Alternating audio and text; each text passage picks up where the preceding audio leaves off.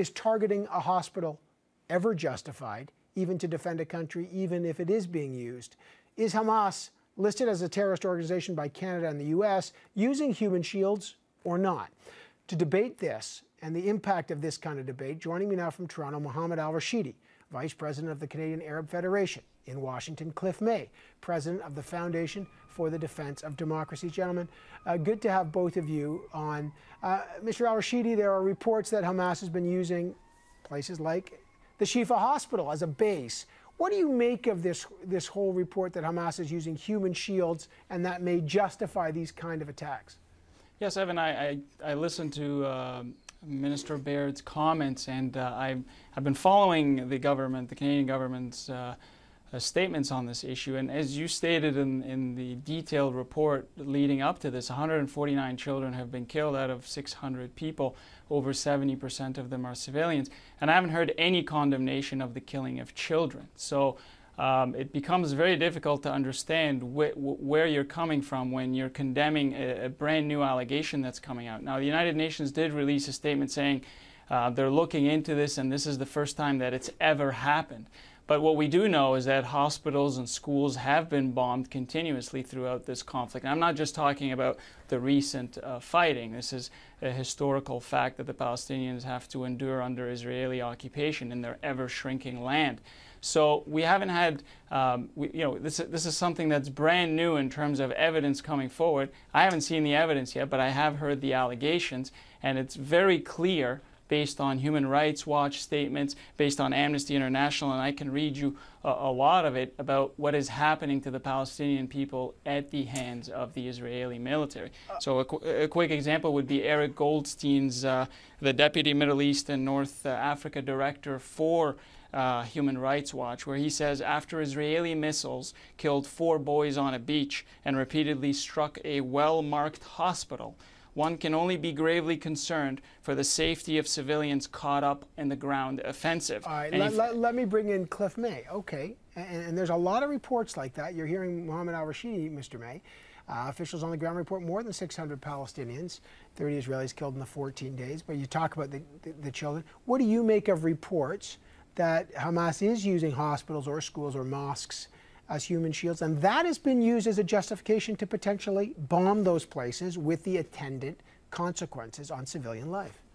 Yeah, there can be no question that Hamas uses hospitals, mosques, schools, clinics, and other such facilities as command and control headquarters, as weapons repositories, and as factories. And they also put in tunnels, as you know, miles and miles of them they've constructed underneath civilian homes, with entrances from civilian homes into these tunnels, entrances from mosques into these tunnels. These tunnels are being used as a way to infiltrate into Israel. Some of these tunnels have been used to infiltrate into Israel. You have terrorists popping up sometimes in Israeli uniforms. They have on them guns, explosives, handcuffs and tranquilizers because they're trying to take hostage. All this is going on, we know.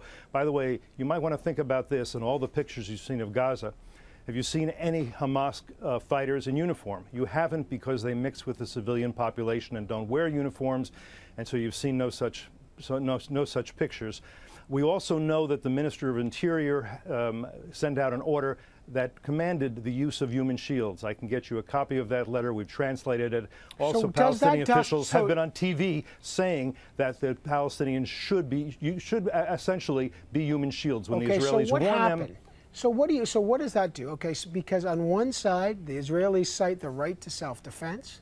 On the other side, the Palestinians say this is a violation of international law in terms of safety of civilians. What is the obligation of Israel if I don't know, if a hospital is used as a weapons repository or a headquarters?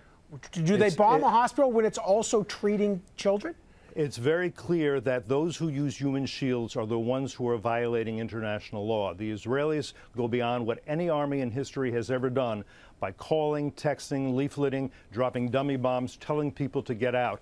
Often they will still, even after doing all that, if there are human shields there, they will avoid the target. But in some cases they can't, and in some cases they don't. And it's not their obligation under international law. It's the obligation of Hamas not to use women and children as human shields. All right, Evan, let me get Mohammed Al-Rashidi. Mohammed Al-Rashidi. All right, Evan, so I'll just finish the last line of Mr. Eric Goldstein.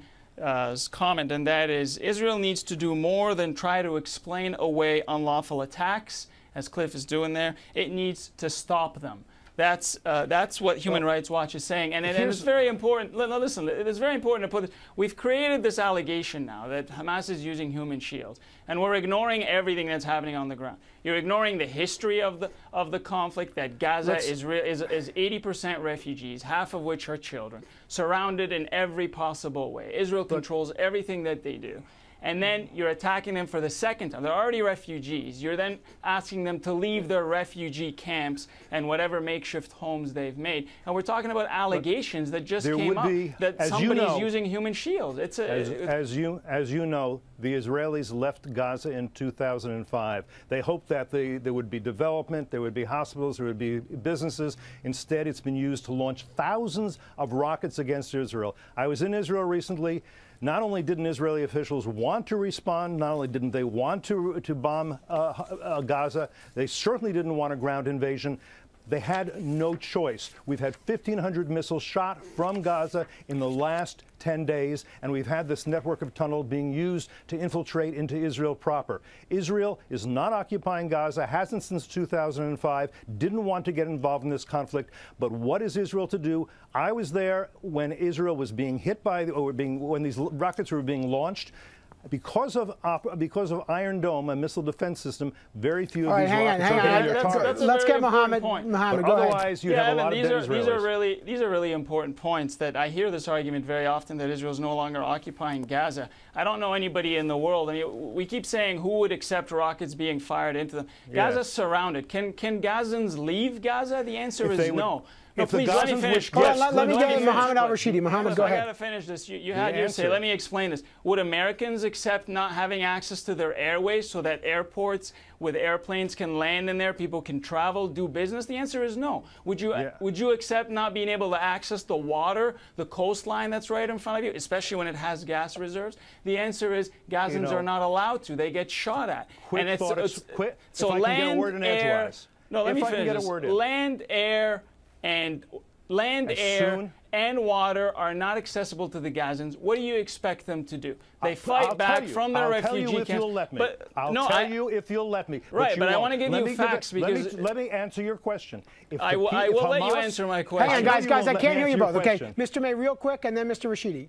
If Hamas would put down its weapons, there would be no blockade. There would be open borders. Right now, Israel is supplying medicine during this conflict, supplying food during this conflict, supplying electricity during this conflict. If the Israelis put down their weapons, Hamas would do what its charter says. It would commit genocide. It would wipe out Israelis, wipe out all the Jews. That's what the charter threatens. Hamas, not the Palestinians. Hamas is at war with Israel. Israel has to respond to attacks. That's all it's doing. That's great. So let's respond with facts, because I really don't want to get into the rhetoric of it. I think the facts will speak for themselves. We had, that's very good what you're saying, we had a ceasefire, and Evan, we talked about this in November 2012 that was negotiated by Egypt. The United Nations monitored the ceasefire and its violations. You had 95 Palestinians killed or wounded in the first 3 months of that ceasefire, 0 Israelis. You've had 63 shootings into Gaza in the first 3 months of that ceasefire by Israel against Gazans, 13 tank incursions, 30 attacks on fishermen, in exchange for 2 mortars filed by the Palestinians. So obviously, in the fog of war, the first casualty is the truth.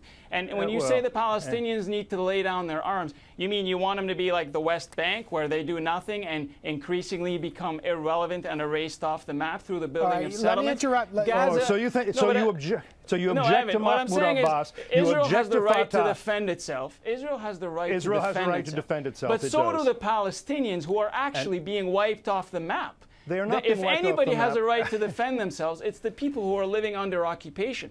That's the point. But look, don't take my word for it. It's important to look at, there are brave men and women in Israeli society. A ceasefire has been proposed. Israel has said they would accept it. Hamas refuses to accept the ceasefire. Let me give you some news here. A UN agency in Gaza has been criticized by the Canadian government and John Baird. The United Nations Relief and Works Agency for Palestinian Refugees found rockets allegedly at a UN-funded school, handed them over allegedly to police, who report to Hamas. Here's what John Baird, our Foreign Affairs Minister, has just said, okay? Canada unequivocally calls for the UN to launch an immediate independent investigation to determine the facts surrounding these reports. Anything less than an independent investigation would be absolutely unacceptable if this is proven true. This would fly in the face of all that the UN should stand for as an institution committed to peace and security of its members.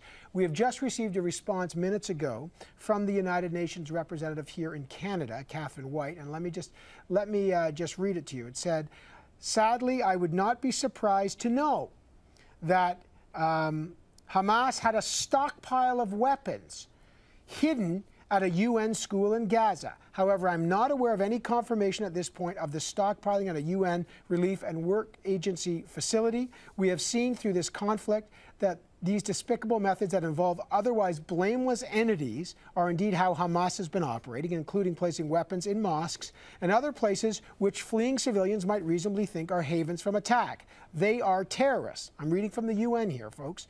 As for the allegation that these weapons were, quote, turned over to Hamas by, quote, officials of the UN, as stated by the minister in his call for an independent inquiry, it is clear that the UN, an organization of 193 countries, would very much like to confirm that this is not and never would be the case. We simply don't know. It is essential to remember that the schools are operated by the UNRWA, have become de facto shelters for thousands of frightened civilians, and are ill-equipped to provide safety, water, shelter, or sanitation. Yeah, That's Catherine White, President and despicable. CEO of the UN here in Canada. Real quick, Mr. Al-Rashidi. Evan, it's despicable to do anything like that. However, just like weapons of mass destruction in Iraq, I would like to wait and see the evidence based on this. It may or may not be true. It still doesn't justify the killing of children. The killing of children will never be justified. It doesn't matter who does it. And when you're telling me the number has reached over 160 children out of the 600 that are dead, that is tragic, and that has to be investigated. But you'll never hear our government call for it to be investigated because it will make Israel look bad when you look at the evidence. I got 10 seconds, Mr. Cliff May. Yeah, the point is really this. Hamas is not only the enemy of the Israelis waging a war against the Israelis to which they have to respond. Hamas is also the enemy of the Palestinians, especially in Gaza, bringing destruction and death to the Palestinians in Gaza, who I'm afraid just don't have the means to stand up to Hamas. I think many would if they could, and I wish more journalists, although I understand the dangers, would ask the people of Gaza, do they really think Hamas is doing a good job on their behalf? Okay, I got to leave it there. Is a very important debate we're having on all sorts of levels. That response from the UN that we just received, we will put on cbc.ca as soon as we can. That literally just came in. Cliff May, Mohammed Al-Rashidi, I hope to have both of you back. A very important debate and very important perspectives, and thank you so much. Thanks, Evan.